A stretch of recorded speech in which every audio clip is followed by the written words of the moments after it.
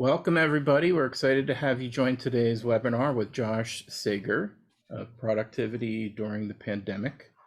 Josh has been working in the tech industry for over 20 years, and in that time, he has had many roles such as designer, developer, manager, educator, and now entrepreneur. He's helped big brands as well as local businesses use technology to meet business goals and improve existing workflows. Currently, Josh is the owner and managing director at Viable Industries. Viable is a creative technology studio that specializes in building systems and software with a focus on workflow automation, collaboration, data collection, and visualization.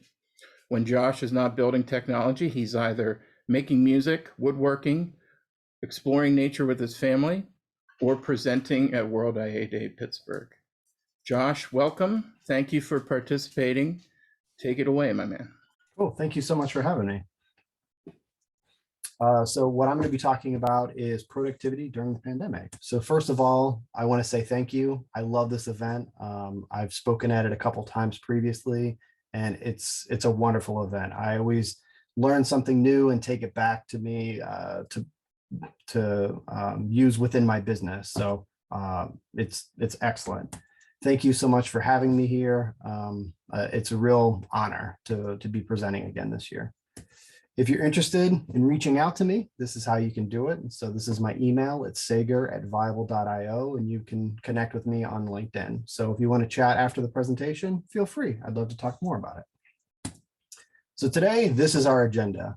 I'm going to talk about productivity, annual planning, pre-planning, calendarifying, routines and rituals, mental health things that have helped me, and some takeaways. So first, let's talk about productivity.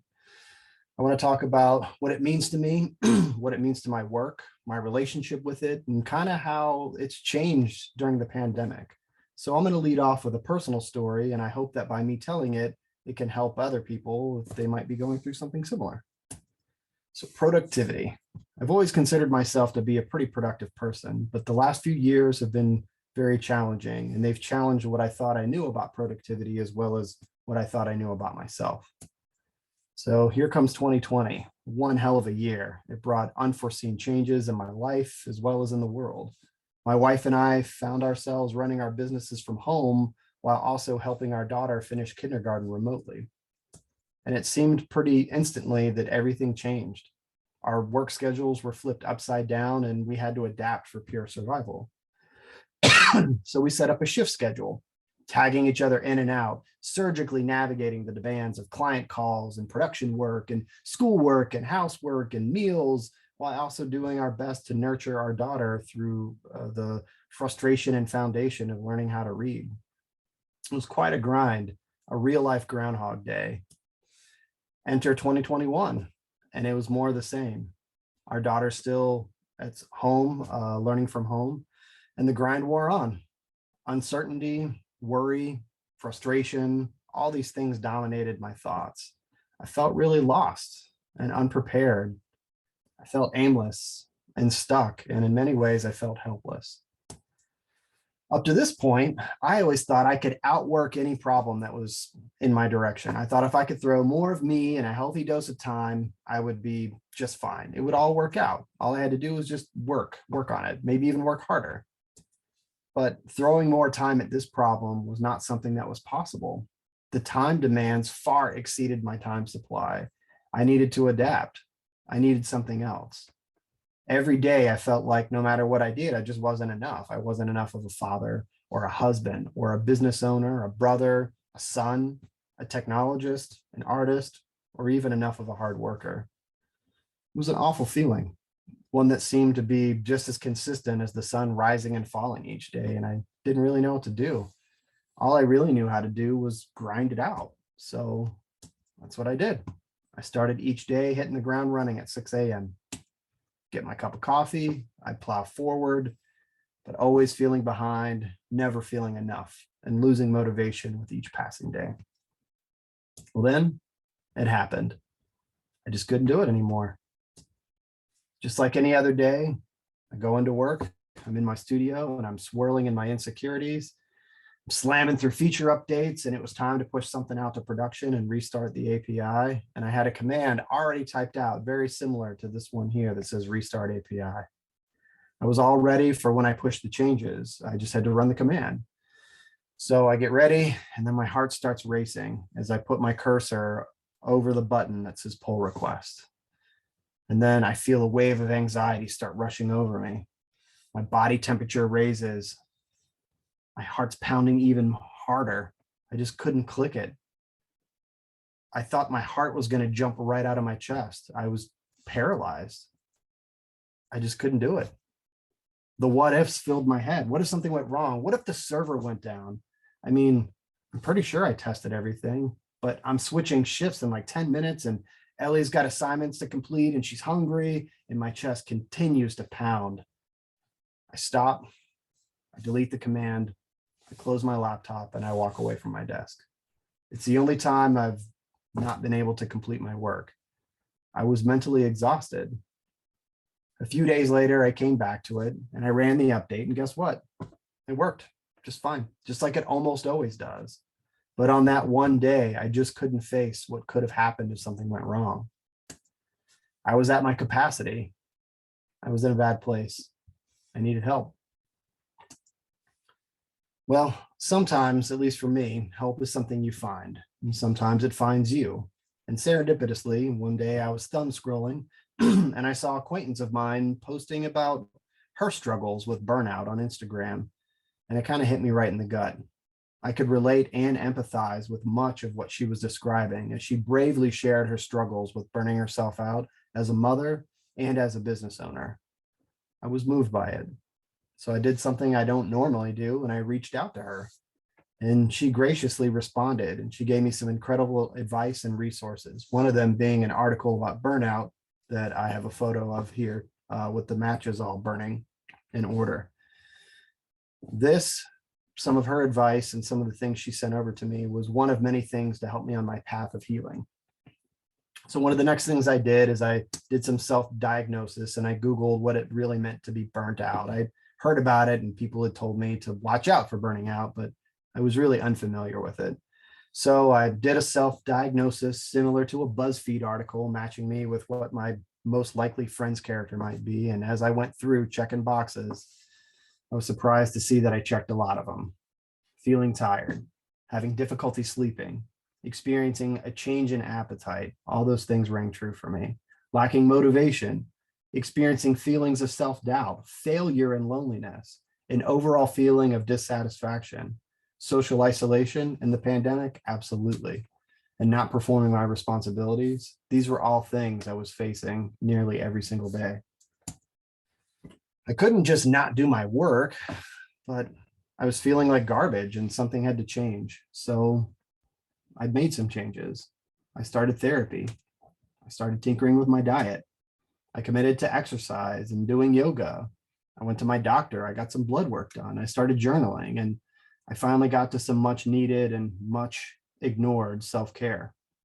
This new journey that I was on required me to do the opposite of every instinct that was inside of me, which was to hustle and work hard, but I needed to put my work down. I needed to step away and slow down. And if I didn't, I would continue to burn myself out and make things worse. Now, what's funny is that despite living the roller coaster of emotions inside of me each day, I was still getting a lot of work done. Not as much as I wanted, but I was getting work done. I was making dinner. I was still being a dad and a husband. I spoke at conferences. I ran client consultation workshops. I wrote some killer code, and I did some work I was really proud of. And from the outside, it seemed like it was okay. I was just tired. But we're in a pandemic. We're all tired. But inside, I was crumbling. It took me some time to really sit with it, to sit with my thoughts and explore what was really bothering me. And through the help of my friends and family, therapy, journaling, and even yoga, I was able to identify where my anxiety was coming from. I wasn't able to cope with my perceived lack of productivity each day. And I wasn't able to cope with the insecurities of thinking that I wasn't enough. I was beating myself up instead of meeting myself where I was at. Despite me getting things done, it was never what I thought enough should be, but I never really defined what enough was. I just thought I should be doing more. I've always been a highly productive person. It's who I thought that I was as a person. And when I wasn't being as productive as I thought I should be, measured by who the hell knows what, I felt less. And not being able to feel productive made me feel as if I was losing my identity. But why? Why did I feel that way? Why does being productive matter so much to me? And why does it bother me when I'm not? Well, as far as I can tell, I'm a product of my times and my environment. I spent half of my adolescence in the Midwest and the other half in Appalachia, and both regions imprinted an ethos on me to work hard, to work quietly, and if that doesn't work, work even harder. No matter the job, just throw yourself into it. Don't forget to hustle. And I took that all to heart. I'm also a product of my times. I was heavily influenced by movies with underdog stories and montages, stories of pain, hard work, sacrifice that ultimately led to triumph. Let's revisit that idea of hustle. To hustle, to move quickly and attempt to work hard. And to hustle, that was something I was coached on from athletics to academics from a very young age. And to hustle meant to work hard and to be productive. And while we're at it, let's look at productivity too. It's defined in a couple ways: the state or quality of producing something, especially crops. Now, this one hits home for me, and I'll tell you why in just a second. There's also a way to look at it: the effectiveness of productive effort, especially in an industry, as measured in terms of the rate of output per unit of input. Now, the top one about producing something, especially crops, hits home for me because living in the Midwest, I lived in an area that was synonymous for corn crops. So much, in fact, that there's a water park not on the Great Lake, but it's sort of like, not quite the middle, but it's called Indiana Beach. And their motto was that there's more than corn in Indiana. It's a real place. I've totally been there. You should definitely go and at least check it out. So anyhow, while revisiting my past, it all made a lot of sense. And as I thought about it more, productivity and hard work and doing a good job were all traits heavily valued and rewarded in my youth in the Midwest. And they were reinforced when I moved to Appalachia as a teen, and then further reinforced when I started working in a cubicle. And from every job afterwards, I internalized those things and I fused them with my self-worth. And not being able to feel productive made me feel as if I was losing my identity. If I couldn't outwork the situation, what was I going to do? I felt aimless. What am I doing? Why am I even doing it? Questions not just for my business, but for my life in general. And I was at a crossroads. And like so many times before, that's when music saved me. My relationship with productivity was about to change forever. And that's all thanks to Scary Pockets. Well, sort of. So annual plans. I had heard about them. I even participated in strategic planning sessions at other places I had worked in the past, but I never thought it could help me. It seemed too stuffy and full of, meaningless KPIs, that how are they going to help my indie dev shop? But as per usual, I'm an idiot and I needed somebody smarter than me to show me the way. And that came in the form of Scary Pockets. A good friend of mine loves to introduce me to music, and I love to let him. He wanted me to watch some videos of covers performed by Scary Pockets, and I was in a cover band at the time. It sounded cool, but I'd never really heard of them. So the video starts and I'm digging it. And then in the middle of the screen, I see this keyboard player like flailing around like a Muppet, bouncing all around with each chord, full of excitement. And it made me chuckle as it reminded me of somebody. I strangely have this ability to memorize movements of how people walk or stand or shift their weight. Maybe that came from when I went to animation school. That doesn't matter. Anyhow, it reminded me of, oh my gosh, is that the Pomplamoose guy? And holy crap, it totally was the Pomplamoose guy. And my friend was like, Pampla who? What? And I immediately said, hey, this is a great band. Let me get you a link. You're going to love it. So I Googled Jack Conte to track down a video or two of some of the stuff he did on his own, as well as his work with Pomplamoose. And I nearly spit my coffee out everywhere. Really? Is that true? No way. Jack Conte is the CEO of Patreon? How did I fall asleep on this? I guess I've been so wrapped up in running my business and spending time with my family that it totally fell off my radar. Really? Wow. I immediately went on a Jack Conte binge, trying to catch up to see what was going on. And he's got so many amazing creative videos about running a business as a creative person, turning your passion into something that can make money. Now, I know all this serves as interests into Patreon. However, the videos are great and he's full of enthusiasm. It just seemed next level. It was almost like that moment when you see a band that you really like that nobody ever heard of before, like make it and become a household name. It was a pretty cool moment. Well, while binging everything he had, one day I was kind of catching up, and it kind of sort of felt like I was catching up with an old friend, which is funny because I don't really know him and he doesn't know me. But doing so reminded me of another time in my life, a time when I wasn't so weighed down with stress and uncertainty. And then the next video came up, and I've watched it over and over and over again, diligently taking notes. Jack goes into extreme detail how he applies annual planning to his creative work, his Patreon work, and how it applies to running his band with his wife Pomplamoose. Somehow, for some reason, listening to him describe the process of an annual plan from a creative's perspective, it made everything click. His enthusiasm and his optimism are contagious. And this information coming not from an NBA 5-year plan sort of take, but from a hustling creative really hit home for me. He explains it way better than I ever could, but I'll top line the parts that hit home for me. So he says there are 6 parts, but in my opinion, he really outlines 7. So the top 4, asking questions, doing a retrospective and visualizing the future, and then organizing, these are all designed to ask yourself questions, like interviewing yourself. And it's like the core of the work that kind of sets everything up. You want to find out maybe what's working and what's not, and if you really want to do anything about it. The bottom 3, these tools help define your targets and to kind of help you keep focused. Now, the vision statement, this is a thing of beauty. It's my favorite one. It's my favorite because you do something that I had never really done before, and that you write it as if it already happened in the past tense.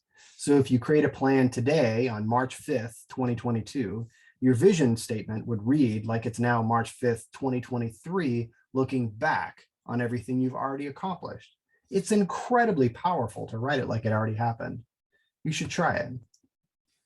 Key results are ways to measure if you did what you said you were going to do. It could be a financial goal. It could be completing something. It could be setting aside R&D time in the pursuit of innovating or learning something new. But it should, in most cases, be something you can clearly say, yes, this is something I did, or no, it's something I didn't do. Now, an area of focus, this is also pretty great. It kind of helps you recalibrate when you're feeling lost or to gut check something. It's just a quick list that's very top level of things to focus on. So when something shiny and new pops out and you want to go off in that direction, or if a heavy wave of procrastination kind of consumes you, you can check the list and see where it is you should be spending your time. If it's something that's not on the list, then stick to the plan. Now, plans can change and all good plans should, but this can kind of help you stay the course to achieve the things that are in your annual plan. I highly recommend creating an annual plan, especially if you're feeling floaty and aimless. It helped me recognize that my goals and aspirations are important, and it helps me with traction towards where I want to be and where I want my business to be instead of just existing.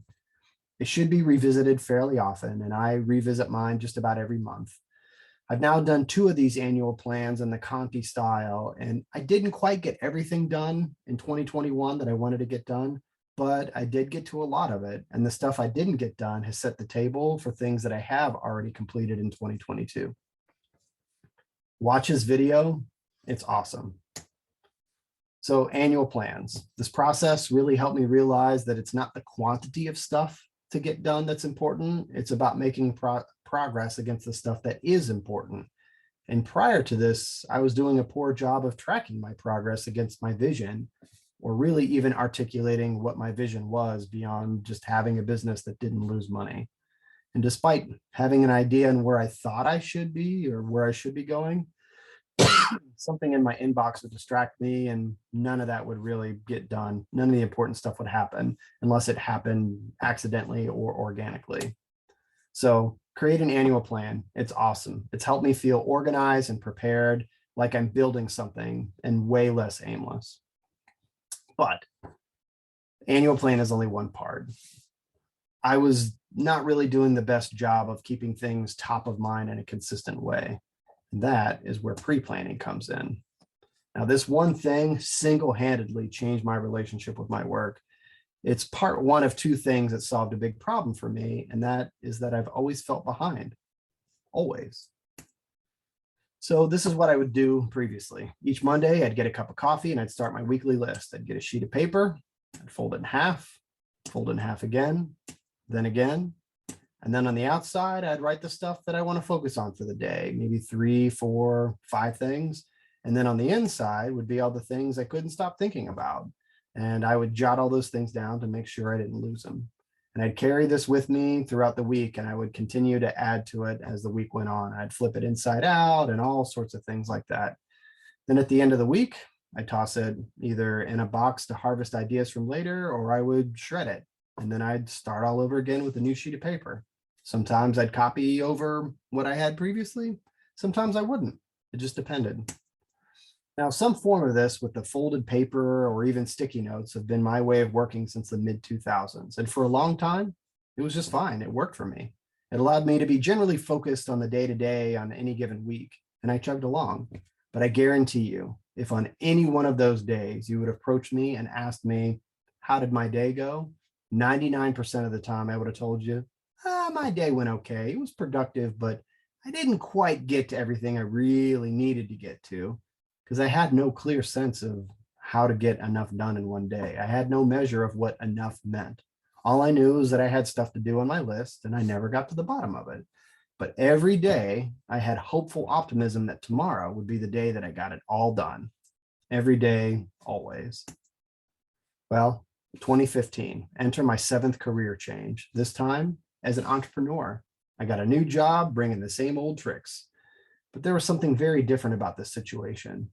I entered this job as a partner, and the job isn't to just do the work, but among many, many, many, many other things, there's a job to source the work, which made me realize something that took me a lot longer to realize than it should. And that's if I ever really got to the bottom of my to-do list, like really to the bottom, then I'm kind of screwed. I don't have a business without things to do. And that forever changed how I viewed my relationship with what I needed to get done. And the game wasn't to get it all done, but this was a 15-year habit that was incredibly hard to break. And I didn't have a good way to cope with it or to handle it. Well, then the algorithms got me. And since I'm always looking to learn how to be more productive, I get targeted content thrown at me from just about every platform. And it's my own fault. I frequently check out what's being offered. Anyhow, one day, this one ad had a clever title, and I'm always a sucker for that. And it said, "Do I want to win the week?" And I was like, hell yeah, I do. What kind of magic are you selling? So I clicked, I signed up, I watched the webinar, and most of it was stuff I had heard before, but it was presented really well. But then there was this part about pre-planning that I found interesting. So I started reading through the steps. So like 1, you review your past week, lessons learned, things like that. You get some clarity on what's really important. You take an accurate inventory of the things that you have to do versus the amount of time you have. You try to put together an accurate picture of what those demands are and how much time that you are willing to give. And then you match those things together with your time supply and time demand. And most of that is kind of organized or even described in like productivity terms. But the thing that really got me was one of their rules. And the main rule is that you don't pre-plan on Monday. It's like creating a game plan after the game has already started. And it blew my mind. My entire career, this is all I've ever been doing. And when I really think about it, I never really put together a full plan beyond the next few hours or the next day because I was already too anxious about getting work done. I wasn't able to allow myself to think about a big picture item. My brain was ready to do implementation. I was working. It was time to work. So I gave it a shot. First one took me a few hours. There was a lot of reflection about what happened previously, not just in the last week, but in the last months and years leading up to that particular day. And the general idea is to say, okay, what kind of sucked last week and can I make it better? Or if I had a time machine, would I do anything different? What's coming up that could potentially derail my plan, and what am I going to focus on this week to make future weeks better, not just focus on to get things off my list. And that was a big switch for me. Then you plot out and defend time against those things. You take action over them over the next few weeks, and you kind of make it work for you. After just one session, I was hooked. I'm not sure I really did it right at first, but it felt good to address the concerns by allotting time for them. And if it didn't fit in the up and coming week, I push it to the next week. And I never really thought I could do that before. I know it's a novel idea, but I never had the luxury of looking beyond just the next day or two. And it turns out I couldn't do it because my brain was already switched into production mode, not thinking mode. And because I was on the clock, I felt like I needed to get work done right now. Side note, doing this on Sunday morning made my Sunday afternoon and Sunday evening magical. I didn't think about work once. Now, some of these exercises reminded me of some things that I had seen in this focus planner that I had. And yeah, I've got a focus planner. I got a lot of productivity things. I'm really into productivity. So anyhow, I busted it out, and it's a really cool planner. You should check it out. And there were some things that I kind of extracted. I tried to do all of it, but it didn't really work. It was kind of clunky at first. So I kind of cherry picked the stuff that kind of fit for me. But by doing that, it was helping. And every week I seemed to gain a little bit more traction. So I kept doing it. It's a work in progress that I've been doing just about every Sunday for almost a half a year. And I really do try to do them every week. Now, there have been times where life didn't allow for me to do it on Sunday. And you know what happened? My work week suffered as a result of it. I felt like I was sprinting to catch up. I didn't really have a good plan that was realistic. So I highly recommend pre-planning. After a while, I started to customize some of the things that are in the Winning the Week program, as well as in the Full Focus Planner. And I put together my own sheet. And at the top, it's got your date, your weekly preview, and I kind of look at things in sections of a quarter. I write my big wins for what happened in the previous week, the 3 things I was supposed to focus on. And then I ask myself, because oftentimes I don't get to all 3 of them, I try to be critical about it. Like, was it the right goal? What was in the way? Was it too big picture? Did I not define it well enough? Was it just the wrong time for it? And all those things are valid answers. And then I kind of document what I think is working, what isn't working. And then I just sort of reflect about my own situation. And then at the bottom, I've got things that I may have learned along the way, or things that I'm pontificating about that may have happened over the course of the last 3, 4, 5, or 6 weeks. And then I ask myself questions like, what would I do different if I had a time machine? If I could replay the entire week, would I do anything different? And if so, what would that be? And what could I do next week to make not just the following week, but 2 weeks from now even easier? And what would it mean if I really got everything done that I'm looking to get accomplished in this up and coming week? How would that impact my life? And that's a really great question, because sometimes I think that, like, I have to get everything done in order for it to be okay. And this has kind of helped level set that. I also pull in my annual goals, and I put them broken down by months here, whatever the current month is. So whatever my March goals would go there, my big 3 for the next week, and what I might have to do in order to make progress against them. So this ritual paired with my annual plan has allowed me to officially see where I was going and make adjustments along the way, to take time to address those big picture goals along the way, instead of just letting my inbox or to-do list pressure dominate my time each day. So I started to focus on getting my stuff done instead of just any stuff, which sets the table for the next part of pre-planning, and that's plotting the time. Or if I'm being on trend, calendarifying my work. This has been a popular topic of late, and despite my many attempts, I failed at it. I just couldn't make it work for me. But finding the right tool made all the difference for me, and it's quickly become a solid and consistent part of my life. So I do it in 2 passes, and the idea of calendarifying for me works like this. I take the first pass to address all the stuff I feel pressure about: client work or tasks, follow-ups, inbox requests, things I haven't gotten to. And I kind of stopped thinking about these tasks as to-dos, but really more as intentions. I have an intent to make progress on something, and whether or not I finish it or not may not be the most important thing, but maybe making progress against it is the most important thing. So I create time for it, I show up for it, because if I don't show up, I can't make progress. So I might not get it all done, but again, the thing that's most important to me is that I'm making progress against whatever that thing is. And when I show up consistently, I surprise myself and I get more done than I really thought is possible. So the tool that's been helping me is called Amplinote. And I absolutely love it. And basically it works like this. You have your list of things that you want to, your intentions are on the right-hand side, and you can drag those things, wherever you want to call them to-dos, over into your calendar, and you can readjust your time for it and make more time, make less time. All that's great.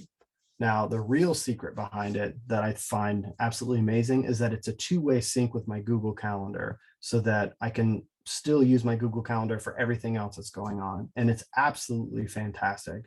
So I use this for my planning, and then I more or less kind of put it away unless I need to make adjustments, and I can manage my next week or two based off of my Google Calendar. And I absolutely love it. It's great. Now, in my second pass, this is when I get more strategic. This is where I didn't do a good job previously. And I start to look at things like, am I setting enough time to move my annual plan forward? Am I doing anything this week to make next week better? And usually I'm not doing any of those things, so I make an adjustment. And if I'm being honest with myself about what's possible versus the time that what's needed, I'm usually not doing that right as well. So I make adjustments, and I think about things like the 1-4-5 rule and two different takes on the 80% rule. So the 1-4-5 rule is one big thing, 4 medium things, 5 small things. I don't typically aim for 10 items a day, but really the idea is not to try to do too many large things in one day. And using this as a guide has kind of helped me better set up my schedule for success.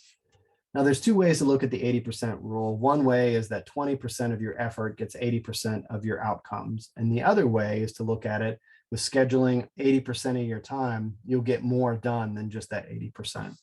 And it's counterintuitive, but it's really rang true for me. When I try to fill every minute of the day, that doesn't work out. But if I leave some gaps and some time for, not just breaks, but decompression or just room for anything that comes up throughout the day, I end up getting way more done than I ever anticipated. So with these things in mind, I make some adjustments, and then I really try to take advantage of deep and shallow time and follow my work rhythms. And so deep and shallow are really big concepts for me.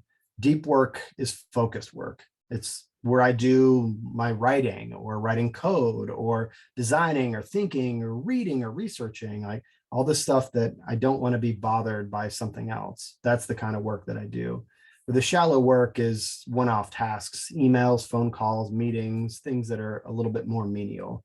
And my natural work body rhythms allow me to do those things, the deep work in the morning and the shallow work in the afternoon when I'm much more tired. And when I fight my work rhythms, I make mistakes, and it takes me 2 to 3 times longer.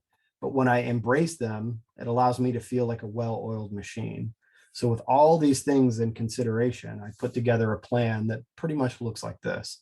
Not every moment of every day is filled in, but I have things in there that I defend time for, like the bus stops to meet my daughter, weekly breakfast with my daughter on daddy-daughter breakfast Fridays. I even have some things in there for my musical pursuit. And I do these in 2-week snapshots, and it puts my mind at ease knowing that I've kind of scheduled things out over the next couple of weeks. Now, some things I was concerned about when I started this is, what if something comes up? Well, it will. You just adjust and it's fine.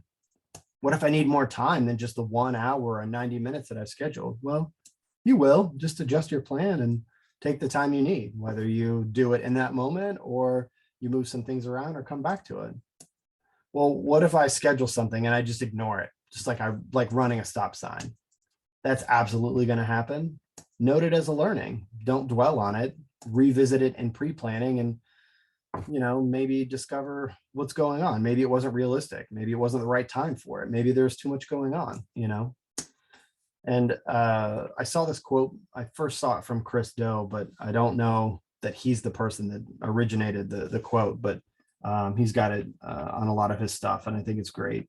If the plan doesn't work, change the plan, not the goal. I think it's a really great thing. And I kind of use that as a reminder that maybe I scheduled time for something and that wasn't necessarily the right time for that. That's no big deal. Let's make progress against my annual plan. Well, rituals and routines can help me become more disciplined with the plans that I've put together. And both are a very important part of my work practice. And when I stick to them, I get consistent results. When I don't, I'm kind of riding a wave. And sometimes it's good, sometimes it's bad. But I use these rituals to prompt and trigger my mind to consistently put me in the right mind frame. And also, rituals and routines are commonplace with performers and athletes. And I've been both of those, which is probably why I like them. So routines, they help me show up when I'm supposed to. There's something habitual and automatic about it. On Mondays, I do this thing called Money Mondays. And it's a routine where I try to get my finances and everything organized. I understand where my time budgets are, all those kinds of things. Then at the end of the day, I try to do yoga with my wife. And it's a great way to get the week started. And because it's an expectation, it's something that I try to automatically show up for to make sure it happens.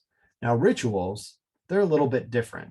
They help me get my mind right. It kind of switches my mode, just like Lincoln Hawk, played by Sly Stallone, flipping his hat backwards like a switch. It gets his mind in the mode to take down his opponent in an arm wrestling tournament to help prove his worth to his son, showing him that he is worthy of love. God, I love this movie. It's so great. So anyhow, I have a start my work ritual, and it has been very effective for me, especially in uncertain schedule times that we've experienced throughout the pandemic. I don't always get to start my work at the time that I'd like to start it. And this helps me get my mind right as if I'm starting it in the morning. And this is how it goes. I get out my laptop, I open it up like a switch, fire up my external monitors. I take a sip of my coffee in the morning or herbal tea in the afternoon, open up Spotify, and I set the tone for the music. The music kind of sets the tone for the kind of work that I'm about to do. I check the plan, I hit the timer, and then I get to work. This helps me get my mind right, especially by describing when I hit the timer and I start to describe this is the thing that I'm going to work on. And then before I know it, time's up. And it may or may not be a good stopping point. That could be a time to adjust my plan or adjust my day. Or I might use that as a prompt to get up, walk away, and take a break. Sometimes go on a walk with my wife, and then I restart the ritual. Some other routines that I have is every Friday I have breakfast with my daughter. It's not work related, but it's something that's really important to me. Another ritual that I have is sometimes I start my work ritual and I'm not really sure what to do. So I try to reset myself. Okay, what am I trying to do? Is this something that I need to think about? Am I planning something? Do I need to take action? Do I need to research something?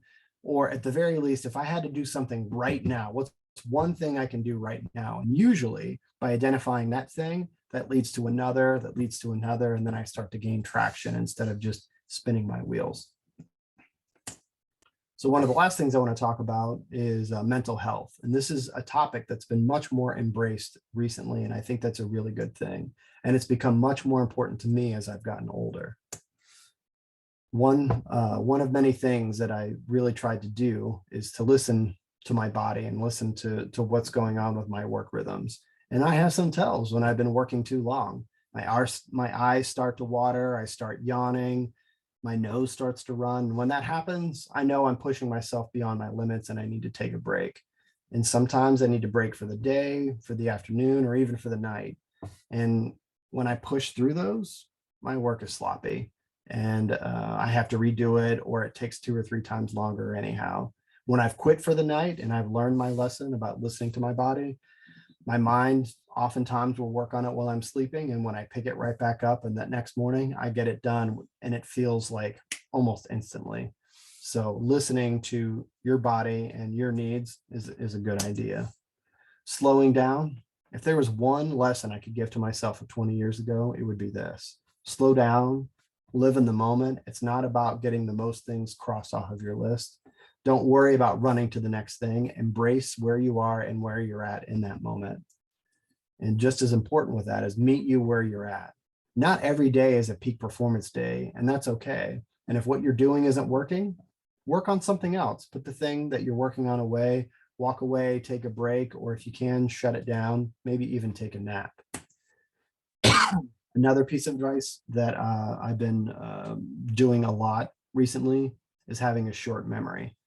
I used to work on a project and I would hold everything inside of me like a big water jug.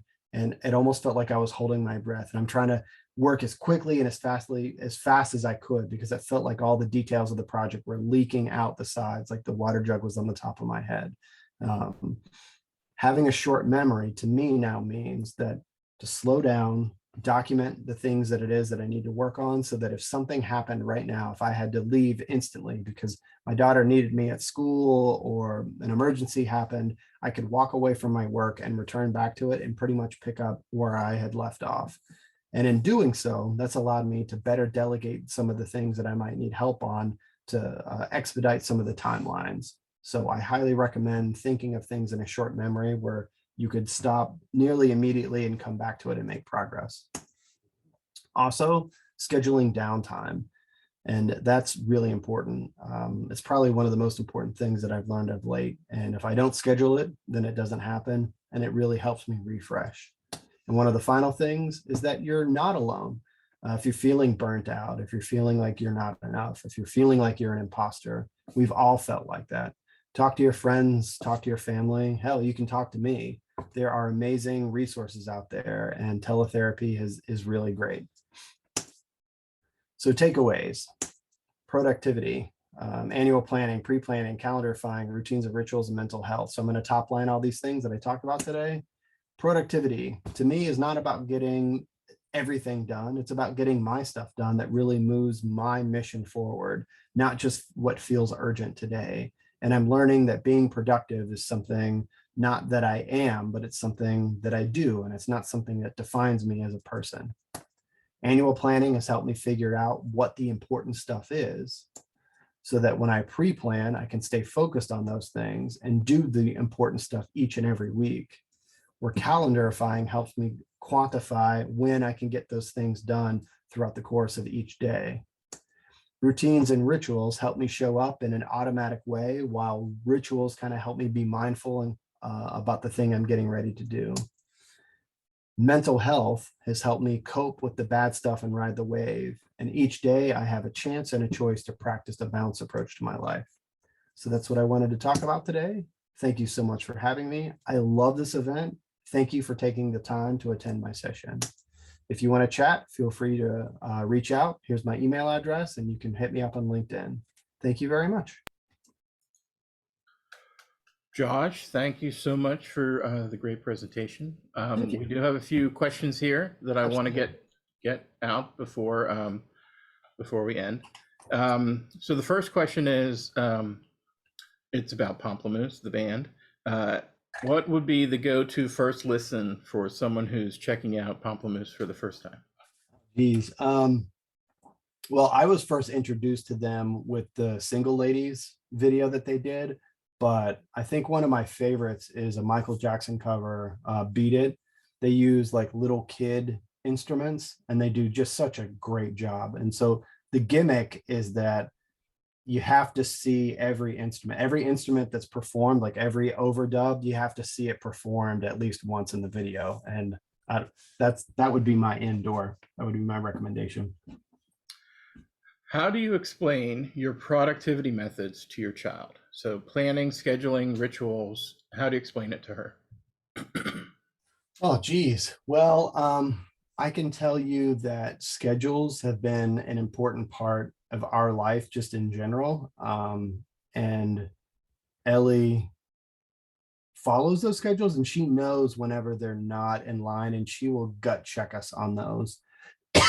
There are some routines that we have every day, like family dinner, or we have a saying before we have dinner that she picked up from school. Like, we're all friends eating our meal together, whatever the meal is, let's eat. And when we don't do those things, she kind of gut checks ourselves on it. So I think just as a part of Rachel and I, our routines and our schedules are important, and she's kind of picked up on those. I don't know that we have overtly like had lessons necessarily to teach her that, but when we don't follow those things, she knows, especially when we're driving somewhere. Like, she knows if we're not driving the prescribed way, she will definitely call attention to that. Okay, well, that's all the questions that we have time for now. So Josh, thanks for sharing your story with us this year. And thank you all in attendance for the questions. We'll see you at the closing remarks. All right, thank you. Bye, everybody.